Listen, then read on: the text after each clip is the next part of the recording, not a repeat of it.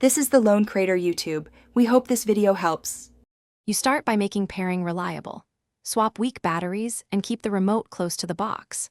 Once done, power the TV and network adapter and wait about 30 seconds so each device finishes booting. Make sure there are no infrared blockers or thick coverings between remote and receiver. You'll begin the pairing immediately. Press and hold the designated pair or home button for 5-7 seconds until the LED blinks, because that signals the device is in pairing mode and ready to communicate. Next, you follow the on-screen prompts. Confirm the blinking LED and choose your remote model if prompted, since the box needs to map buttons. Once paired, test navigation, volume, and input switching so you catch unresponsive keys early.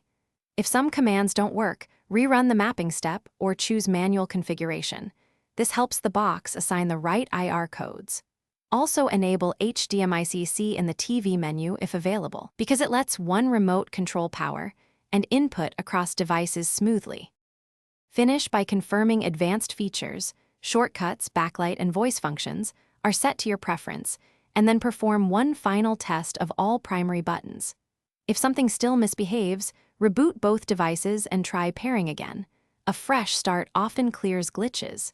Make sure to replace batteries before assuming a hardware fault and clean the IR sensor or remove obstacles.